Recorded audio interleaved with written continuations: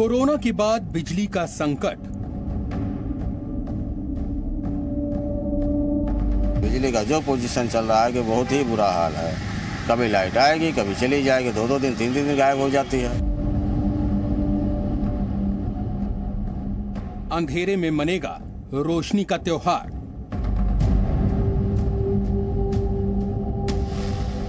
हर आधे 1 घंटे में लाइट कट जाती है यहाँ पे। अगले 6 महीने तक अंधेरे में भारत। चीन, यूरोप के बाद भारत को बिजली का झटका।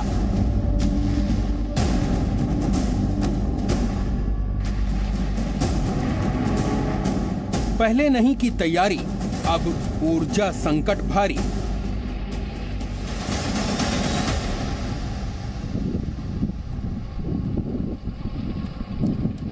नमस्कार, मैं हूं आपके साथ में मानसा मलिक। चीन से शुरू हुआ बिजली संकट यूरोप और दक्षिण अमेरिका के कई देशों में होते हुए अब भारत को अपनी चपेट में लेने की तैयारी में है। भारत में 70% बिजली का उत्पादन कोयले से होता है। देश में हो रही कोयले की किल्लत की वजह से बिजली उत्पादन में कमी हो रही है, जिसकी वजह से लोग कुछ दिनों में अंधेरे में रहने के लिए मजबूर हो सकते हैं।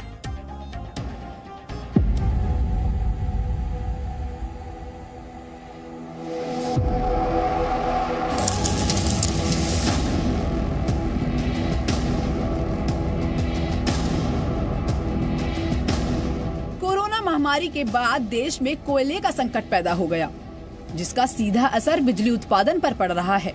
भारत में 70% बिजली का उत्पादन कोयले से होता है, लेकिन कोयले की डिमांड ज्यादा और इसकी सप्लाई कम है, जिसके चलते लोगों को आने वाले दिनों में बिना बिजली के रहना पड़ सकता है। दिल्ली एनसीआर में पावर कट की सबसे ज्यादा मार उन लोगों पर पड़ सकती है जो घर से ऑफिस का काम कर रहे हैं। राजधानी में बिजली संकट को दूर करने के लिए मुख्यमंत्री अरविंद केजरीवाल ने पीएम नरेंद्र मोदी को चिट्ठी लिखकर पावर प्लांट को पर्याप्त कोयला और गैस देने के मामले में दखल देने का अनुरोध किया। पीएम मोदी को लिखी गई चिट्ठी में अरविंद केजरीवाल ने लिखा कि 3 महीने से बिजली उत्पादन पर असर पड़ रहा है। 5 पावर प्लांट के पास 1 दिन से भी कम का कोयला बचा है। ऐसे ही हालात बने रहे तो दिल्ली में भीषण बिजली संकट हो सकता है। दादरी और झज्जर पावर प्लांट को कोयले का भरपूर स्टॉक मिले और गैस संचालित तीनों स्टेशन पर भी भरपूर NAPM गैस की सप्लाई की जानी चाहिए। वहीं दिल्ली के ऊर्जा मंत्री सत्येंद्र जैन ने बिजली संकट को दूर करने के लिए बिजली कंपनियों के साथ बैठक और लोगों को भरोसा दिलाया कि सरकार बिजली संकट दूर करने के लिए हर संभव कोशिश करेगी। पूरी कोशिश कर रहे हैं कि किसी भी तरीके से कितनी भी महंगी बिजली खरीद के हम उसको पूरा करें, परंतु अगर महंगी पे भी नहीं देंगे, जैसे हमने 20 रुपए यूनिट में कह दिया खरीद लो, 20 रुपए यूनिट के अंदर भी शाम रोजाना बिडिंग होती है, 5 बजे पता लगता है दे रहे हैं या नहीं दे रहे हैं। अगर 20 रुपए में भी नहीं दी, हमने दिल्ली सरकार ने अपनी तरफ से कहा है कि किसी भी रेट में मिलती हो बिजली ले लीजिएगा, बिजली 24 घंटे मिलनी चाहिए। अगर ये कह दिया कि नहीं 20 रुपए में भी नहीं देंगे, फिर तो दिक्कत हो सकती है। वहीं टाटा पावर ने दिल्ली वासियों के लिए संदेश भेजकर दोपहर 2 बजे से शाम 6 बजे तक सप्लाई में दिक्कत की बात कही है। साथ ही लोगों से संयम बरतने के लिए भी कहा। सेंट्रल इलेक्ट्रिसिटी अथॉरिटी की रिपोर्ट के मुताबिक सितंबर महीने से कोयले से बिजली पैदा करने वाले अधिकतर प्लांट कोयले की भारी किल्लत झेल रहे हैं। कोयले से बिजली बनाने वाले 135 प्लांट में से 64 प्लांट्स ऐसे हैं जिनमें केवल 4 दिन के कोयले का स्टॉक बचा है। 16 पावर प्लांट में कोयले का स्टॉक पूरी तरह खत्म हो चुका है। भारत कोयला उत्पादन करने वाला दुनिया का 4था सबसे बड़ा देश है। इसके बावजूद कोयले की भारी किल्लत झेल रहा है। अगस्त महीने में पावर प्लांट के पास 17 दिन का औसतन स्टॉक था, लेकिन अक्टूबर आते आते पावर प्लांट में कोयले का भीषण संकट पैदा हो गया। आइए आपको बताते हैं कि आखिर दुनिया के 4थे सबसे बड़े उत्पादक देश में कोयले की इतनी भारी किल्लत कैसे पैदा हुई। इस साल सितंबर महीने में भारत में सामान्य से 27% ज्यादा बारिश हुई, जिसके चलते कई कोयलों की खदानों में पानी भर गया और हफ्तों तक खनन का काम ठप रहा और कोयला खदानों से पावर प्लांट तक नहीं पहुंच पाया। एक तो जितना कोयले का उत्पादन करना चाहिए था योजनाबद्ध तरीके से, उसमें थोड़ी कमजोरी रह गई, कमी रह गई। दूसरी बात यह है कि जो कोयला वहां पे जो हुआ भी जिसका उत्पादन, उसका वहां से इवैक्यूएशन करना पड़ता है, वहां से आपको दूसरी जगह लेके जाना पड़ता है और उसके बाद उसको ट्रक से या ट्रेन से पूरे देश में पहुंचाया जाता है। वहां भी दिक्कत आ गई, तमाम जगह पानी भर गया, जहां कोयला पड़ा हुआ था उसको जो पूरी तरीके से जो उसका इवैक्यूएशन नहीं हो पाया। ऊर्जा मंत्रालय के आंकड़ों के अनुसार वर्ष 2019 में अगस्त सितंबर महीने में बिजली की कुल खपत 10,660 करोड़ यूनिट प्रति महीना थी।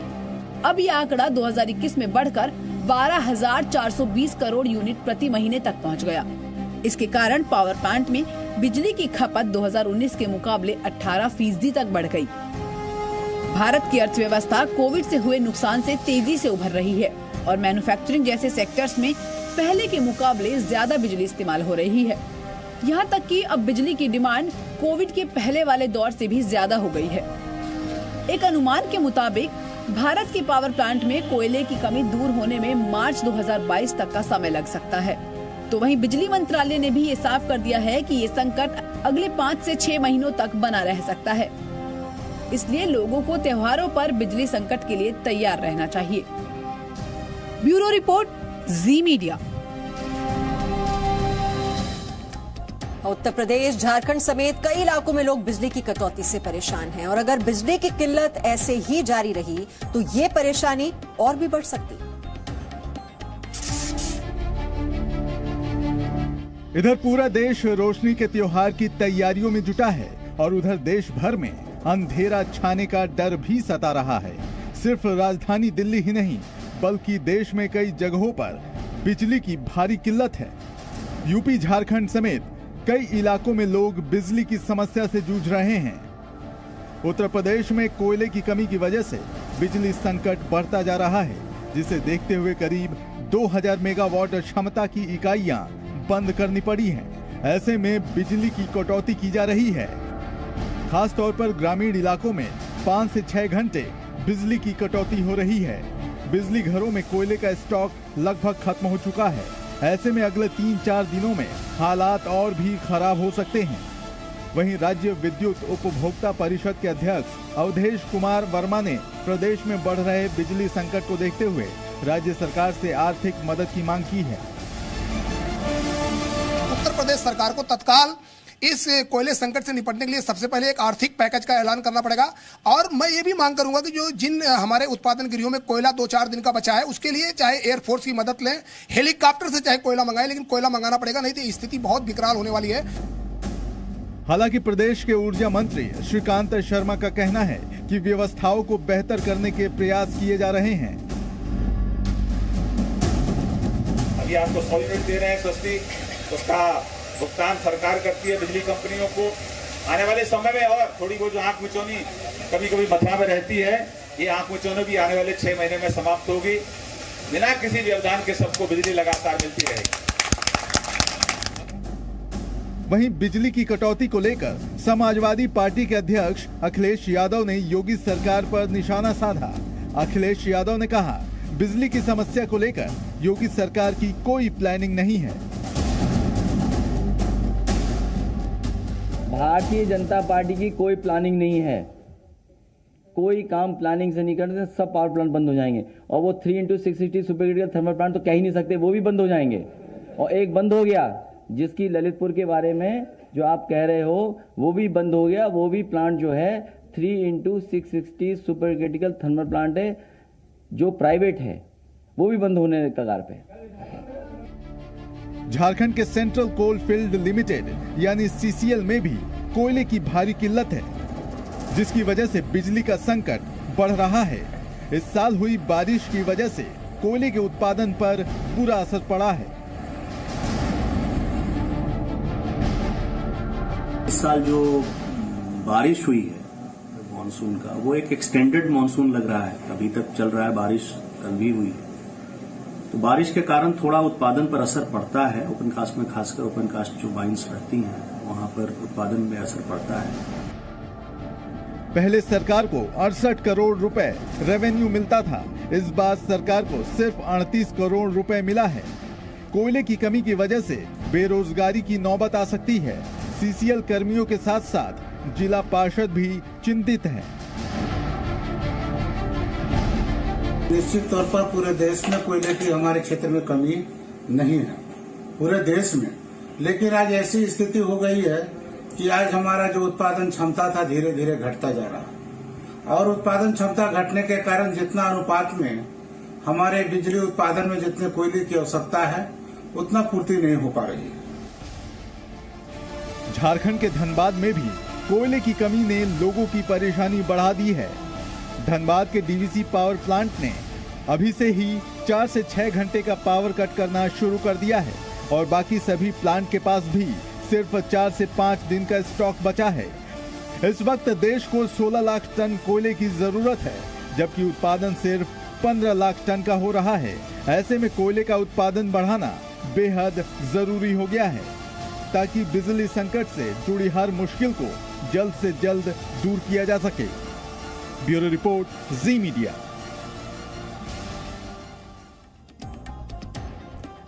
और सिर्फ भारत ही नहीं बल्कि कई देश बिजली संकट का सामना कर रहे हैं। चीन से लेकर यूरोप तक बिजली की किल्लत जारी है। इसी पर रिपोर्ट देखिए। चीन, दक्षिण अमेरिका, यूरोप, इन जगहों पर बिजली का संकट गहराता जा रहा है। चीन में कोयले की कमी की वजह से कई फैक्ट्रियां बंद हो चुकी हैं। वहीं दक्षिण अमेरिका में बिजली का जबरदस्त संकट पैदा हो गया है। आप सोच रहे होंगे कि ऐसा क्या हो गया कि सभी देश बिजली संकट से जूझ रहे हैं। इसके लिए कोरोना के बाद तेजी से सुधरती अर्थव्यवस्था को सबसे ज्यादा जिम्मेदार माना जा रहा है।